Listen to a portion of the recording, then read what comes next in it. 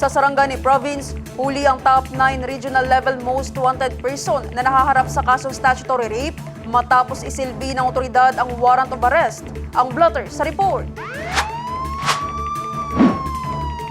Kinilala ang suspect sa alias na Bro, 38 years old, may asawa at residente ng barangay Sapo, Padido, Malapatan, Sarangani Province. Inaresto ito sa bisa ng warrant of arrest kaugnay sa dalawang kaso ng statutory rape sa ilalim ng revised penal code na inisyu ng Regional Trial Court Branch 10, 12 Judicial Region, Sarangani noong November 5, 2025 na walang piyansa.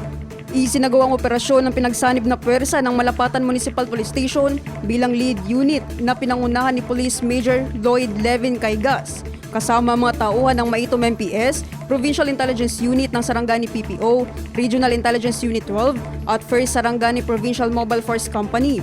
Ang suspect ay kasalukuyang nasa kustodiya ng Malapatan Municipal Police Station para sa wastong dokumentasyon at disposisyon. Binibigyang diin ng Sarangani Police Provincial Office ng pagkakaaresto sa suspect ay patunay ng kanilang matatag na paninindigan na pananagutin ng mga individual na lumabag sa batas.